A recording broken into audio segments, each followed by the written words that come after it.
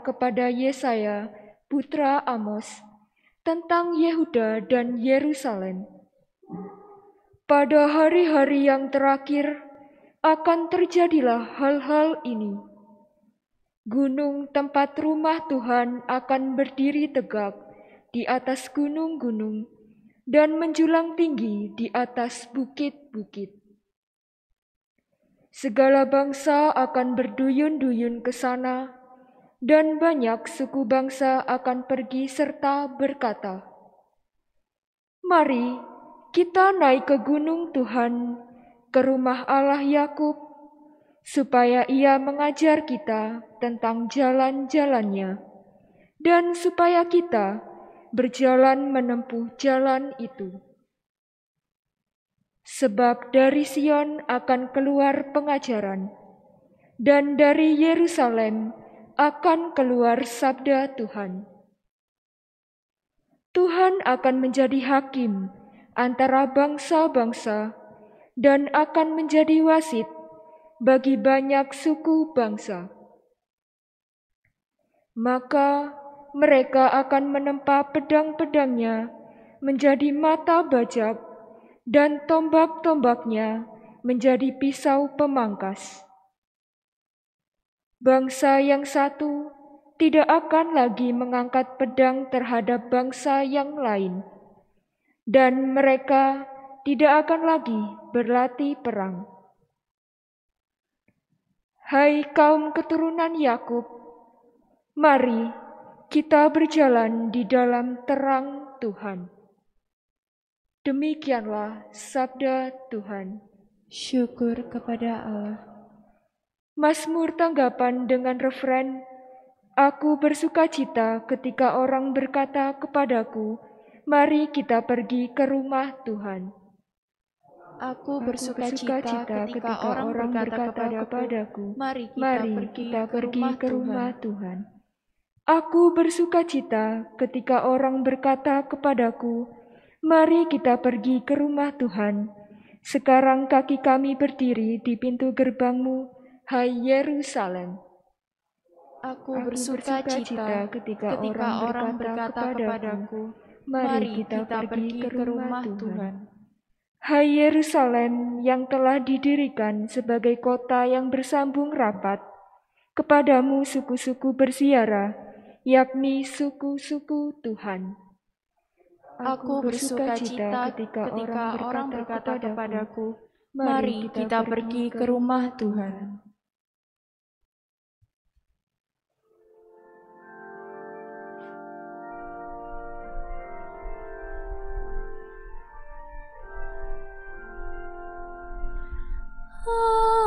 Haleluya, haleluya,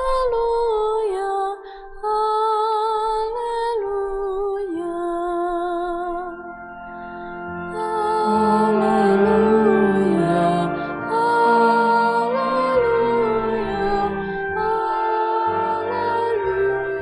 haleluya.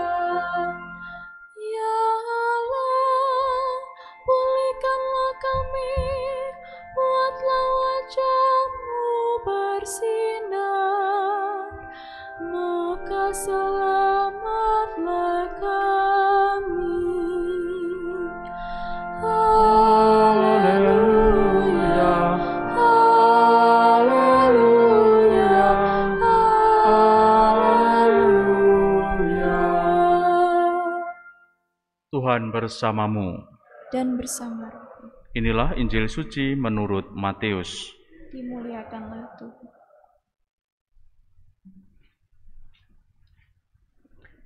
Pada waktu itu Yesus masuk ke kota Kapernaum, maka datanglah seorang perwira mendapatkan dia dan mohon kepadanya, "Tuan, hambaku terbaring di rumah karena sakit lumpuh, dan ia sangat menderita." Yesus berkata kepadanya, "Aku akan datang menyembuhkannya." Tetapi perwira itu menjawab, "Tuhan, aku tidak layak menerima Tuan dalam rumahku. Katakan saja sepatah kata, maka hambaku itu akan sembuh. Sebab aku sendiri seorang bawahan, dan di bawahku ada pula prajurit. Jika aku berkata kepada salah seorang prajurit itu pergi, maka ia pergi, dan kepada seorang lagi datang, maka ia datang. Ataupun kepada hambaku, kerjakanlah ini, maka ia mengerjakannya. Mendengar hal itu, heranlah Yesus. Maka ia berkata kepada mereka yang mengikutinya, Aku berkata kepadamu, sesungguhnya iman sebesar ini tidak pernah kujumpai pada seorang pun di antara orang Israel. Aku berkata kepadamu, banyak orang akan datang dari timur dan barat, dan duduk makan bersama dengan Abraham, Ishak dan Yakub di dalam kerajaan surga. Demikianlah sabda Tuhan.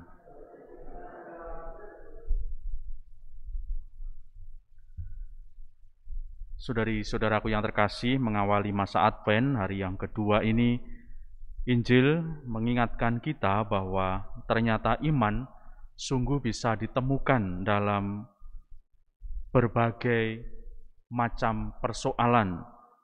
Iman bisa ditemukan bahkan dalam gambaran Injil hari ini adalah orang-orang asing yang seolah-olah tidak mengenal Allah. Artinya ternyata Allah juga terus hadir dan menyapa siapapun untuk bisa mengenalnya. Dan dari situlah maka akhirnya peristiwa-peristiwa besar, mujizat terjadi. Saudari-saudara, masa Advent juga sangat indah ketika kita mengingat perjalanan iman kita masing-masing. Tentu bukan sesuatu yang mudah. Kadang dinamikanya begitu antusias, begitu kuat, tetapi bisa jadi iman itu begitu lemah dan berasa bahkan tidak beriman. Tetapi yakinlah Tuhan juga terus menyapa kita. Allah terus juga memanggil kita, sehingga iman yang memang sudah ditanamkan dalam hati kita ini terus bertumbuh dan berkembang. Semoga masa Advent memampukan kita menumbuh kembangkan iman, sehingga seperti apa yang terjadi pada hamba perwira ini, mendapatkan mujizat kesembuhan, mendapatkan kelegaan, dan terlebih berjumpa dengan Allah sendiri. Semoga berkat Allah menyertai kita sekalian.